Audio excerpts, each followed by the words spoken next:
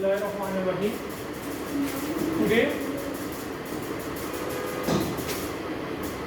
हमारा जो टॉपिक है वो है जी होम्योस्टेसिस, यूनिट नंबर 2 क्लास 10, और जो टॉपिक का नाम है वो है जी होम्योस्टेसिस।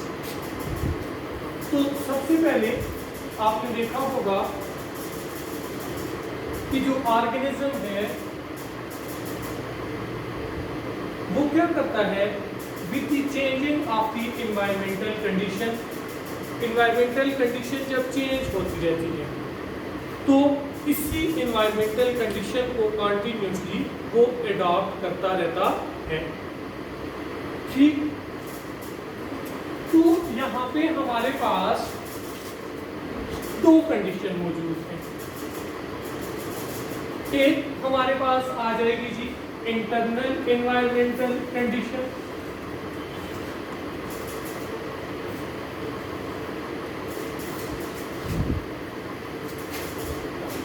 इन्वायरमेंटल कंडीशन, और दूसरी आ जाएगी एक्सटर्नल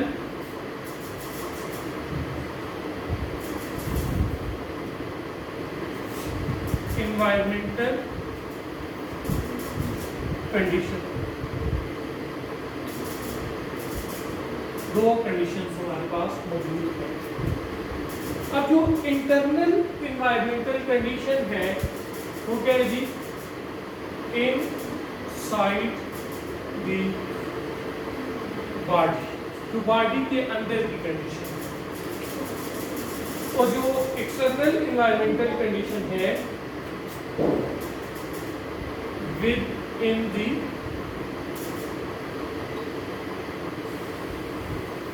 एनवायरनमेंट या आउट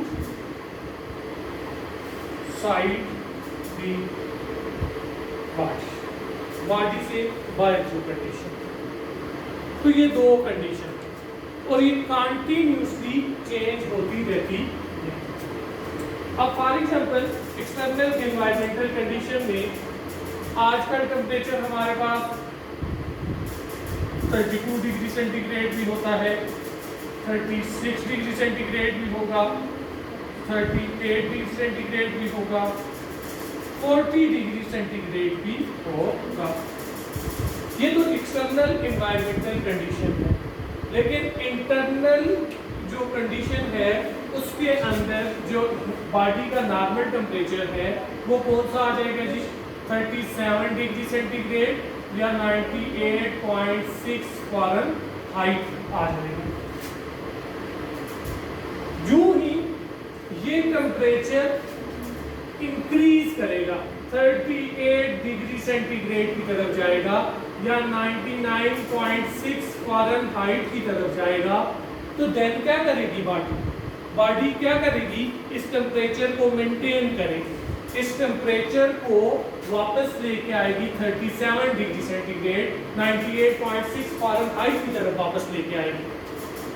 ठीक है, तो यहाँ पे टेम्परेचर कंटिन्यूसली फ्लक्चुएट कर रहा है, लेकिन यहाँ पे बॉडी क्या करती है, टेम्परेचर को ऊपर या नीचे नहीं होने दे रही। यानी कि अगर 37 से 38 की तरफ जाएगा तो फीवर होगा, ठीक है, और 38 से जब 37 से नीचे की तरफ आएगा शिवरिंग होगी।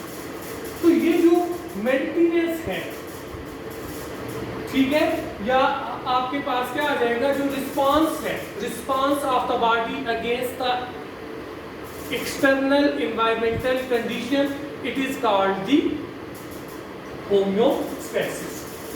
तो यहाँ पे हम किस तरह से डिफाइन करेंगे होम्योस्टेसिस को?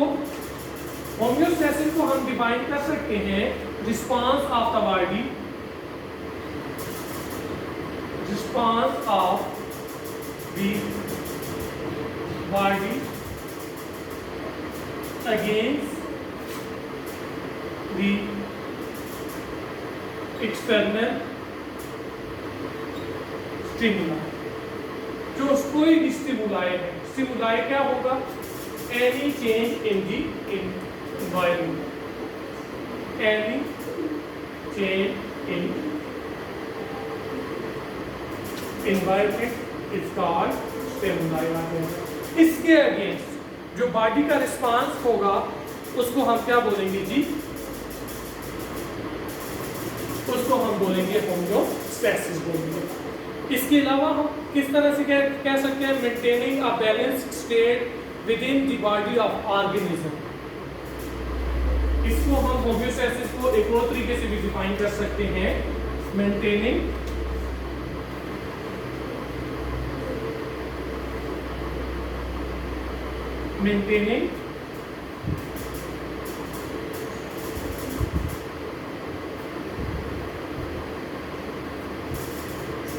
a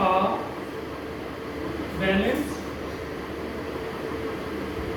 state within the body of an organism is called homeostasis। इसको हम क्या बोलेंगे जी? होम्योस्टैसिस बोलेंगे। तो ये तो हमारे पास आ जाएगा जी, होम्योस्टैसिस आ जाएगा। अब इंपॉर्टेंस ऑफ होम्योस्टैसिस की अगर हम बात करें, इसकी इंपॉर्टेंस क्या है?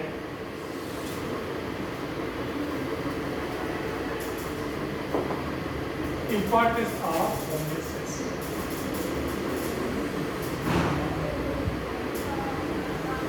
सबसे पहली इंपॉर्टेंस क्या है? It help in the survival of the organism. क्या करेगा जी? हेल्प करेगा, सर्वाइवल के अंदर हेल्प करेगा। किस तरह से सर्वाइवल के अंदर हेल्प करेगा?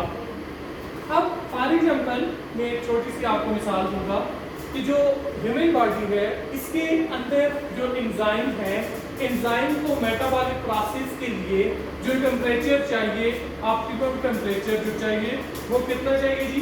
37 degree centigrade.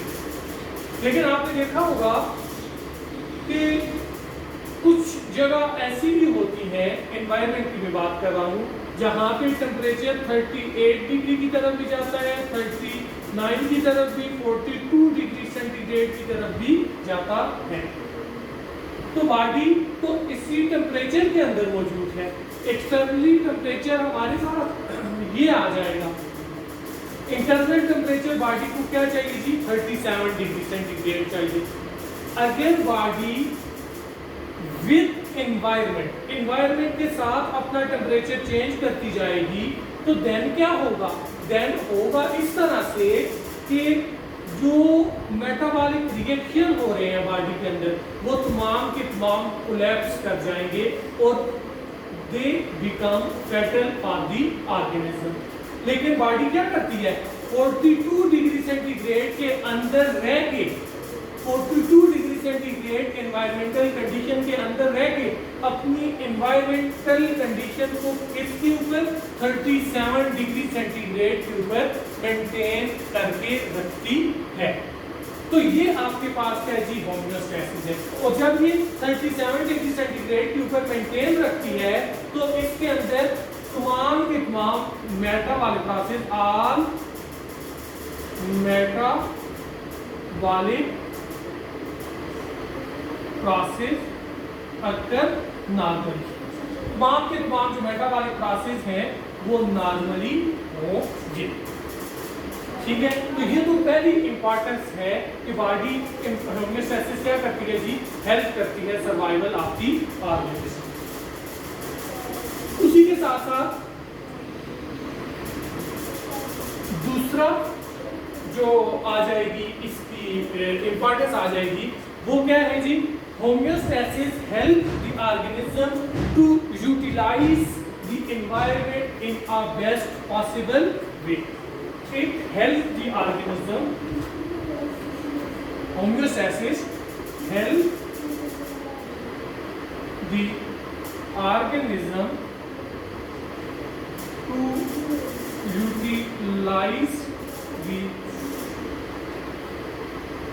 environment in a best possible way। ये किसमें हेल्प करेगा? ऑर्गेनिजम्स को एनवायरनमेंट की यूटिलाइजेशन में हेल्प करेगा। ठीक है, फॉर एग्जांपल 37 डिग्री सेंटीग्रेड है, 38 डिग्री सेंटीग्रेड है या 0 डिग्री सेंटीग्रेड है, उसके अंदर भी बॉडी क्या करेगी? सर्वाइव करेगी और एनवायरमेंटल कंडीशन को क्या करेगी जी? इस्तेमाल करेगी, बेस्ट पॉसिबल वे के अंदर यूटिलाइज करेगी। उसके बाद नेक्स्ट हमारे पास जो चीज आ जाएगी वो आ जाएगा जी aspects of homeostasis. Aspect of homeostasis, aspects कौन-कौन से? तो इसके 3 एस्पेक्ट्स हैं। कौन-कौन से आ जाएंगे? The first one is called the osmoregulation, the second one is called the thermoregulation and the third one is called the excretion. 3 aspect इसके आ जाएंगे। कौन-कौन सा आ जाएगा जी? सबसे पहले एस्पेक्ट्स ऑफ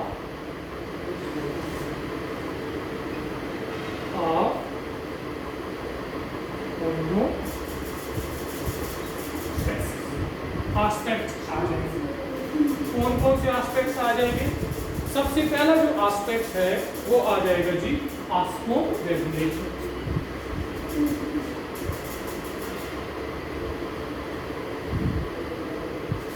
ठीक हो गया। दूसरा आ जाएगा थर्मो रेगुलेशन। तीसरा जो आ जाएगा वो आ जाएगा एक्सक्रीशन। 3 एस्पेक्ट्स आ जाएंगे इसमें, ऑस्मोरेगुलेशन, थर्मोरेगुलेशन एंड एक्सक्रीशन। अब सबसे पहले हम जाएंगे जी ऑस्मोरेगुलेशन की तरफ। ऑस्मोरेगुलेशन क्या होता है? The word osmo is derived from 2 words. The first one is called osmo, which means water, and regulation, which means maintenance. दूसरा क्या आ जाएगा? Regulation, which means maintenance.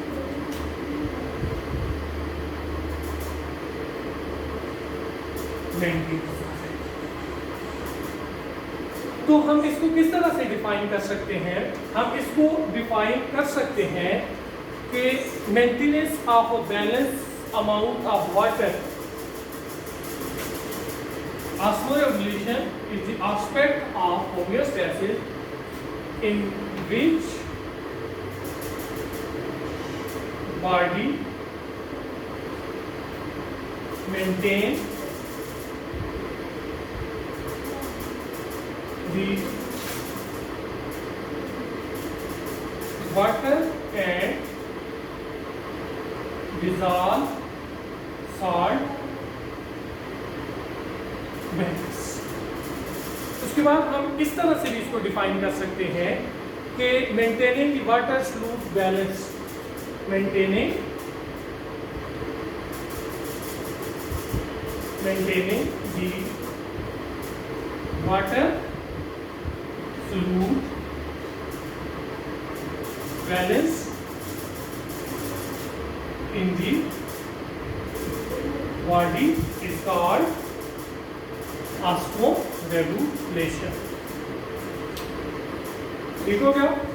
ये तो हमारे पास था जी ऑस्मोरेगुलेशन। अब क्या होता है? मैं इसकी एग्जांपल आपको दूंगा। आपने देखा होगा कि गर्मियों के अंदर जो यूराइन होता है, ठीक है, जो पेशाब होता है, उसकी कंसंट्रेशन कम हो जाती है एज कंपेयर टू विंटर। तो होता इस तरह से है, बॉडी जो क्या नाम है मैक्सिमम वाटर होता है यूराइन के अंदर से, किडनी के अंदर से, उसको रीएब्जॉर्ब करके कंटिन्यूसली ब्लड के अंदर ऐड करता रहती है। जब बॉडी किडनी के अंदर से वाटर जो है वो ब्लड के अंदर ऐड करती रहती है, तो होता इस तरह से है कि जो अलॉट ऑफ वाटर है वो स्वेटिंग के जरिए से रिलीज होता रहता है। तो बॉडी उस वाटर के बैलेंस को मेंटेन रखती है। इसी तरह से सर्दियों के अंदर हम बहुत कम पानी पीते हैं, गर्मियों के अंदर आप बहुत ज्यादा पानी पीते हैं। तो ये जो मेंटेनेंस है वाटर की और सॉल्ट और फ्लूइड की, इसको हम क्या बोलेंगे जी, ऑस्मो रेगुलेशन बोलेंगे। इसी तरह से हमारे पास थर्मो रेगुलेशन, थर्मो रेगुलेशन भी दो वर्ड से डिराइव किया गया है। एक तो आपके पास क्या आ जाएगा जी, थर्म आ जाएगा, जिसका मतलब है जी टेम्परेचर। रेगुलेशन का मतलब आ जाएगा जी रेगुलेशन, रेगुलेशन का मतलब आ जाएगा मेंटेनिंग या maintenance.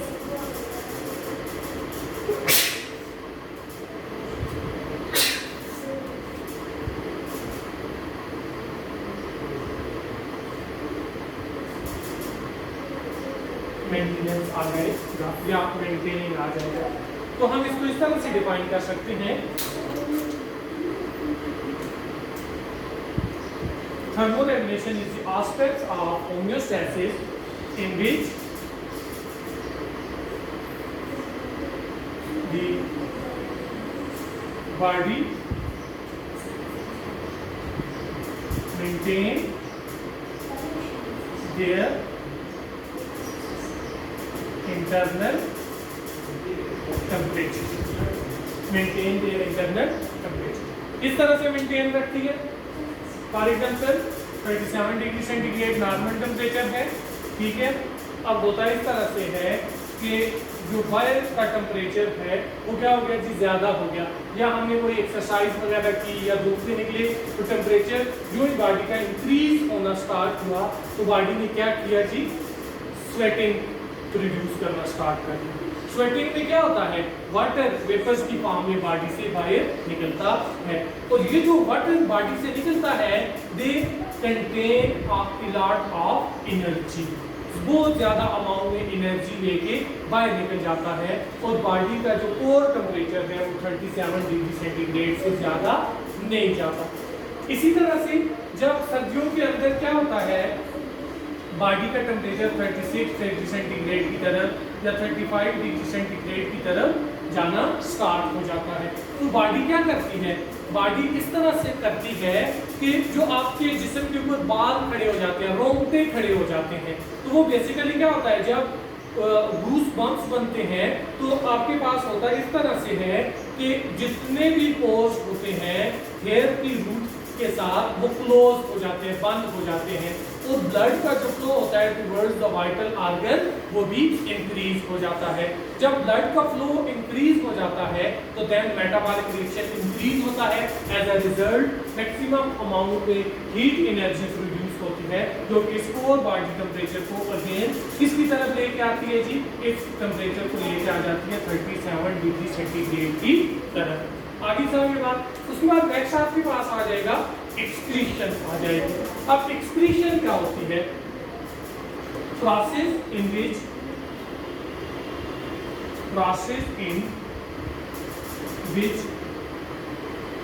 Body expel out or eliminate body eliminate the toxic substance is called excretion। या हम ये भी कह सकते हैं excretion is the process in which the elimination of harmful and nitrogenous waste takes place। excretion की हम इस तरह से लिख सकते हैं, process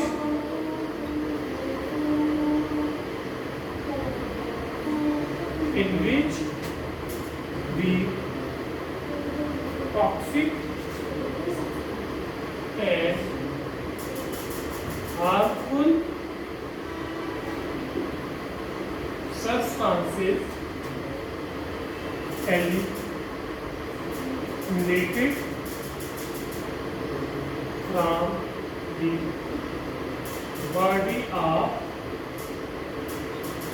organism। This process is called excretion। For example हम जो ब्लीडिंग होती है, रिस्पायरेशन का प्रोसेस होता है, तो क्या बनती है, कार्बन डाइऑक्साइड बनती है। ये एक एसिडिक गैस है, अगर ये बॉडी के अंदर रहेगी तो ब्लड की पीएच को इफेक्ट करेगी। जब ब्लड की पीएच इफेक्ट होगी, मेटाबॉलिक प्रोसेस इफेक्ट होंगे, इसको रिलीज करना है बॉडी के अंदर से, ये भी एक्सक्रीशन है। इसी तरह से यूरिया वगैरह रिलीज होता है, ये भी एक्सक्रीशन है। ठीक हो गया। तो ये हमारे पास क्या था जी, ये तो था जी होमियोस्टैसिस और उसके एस्पेक्ट से कल इंशाल्लाह हम डिस्कस करेंगे होमियोस्टैसिस इन प्लांट, यानी कि प्लांट के अंदर होमियोस्टैसिस किस तरह से होती है।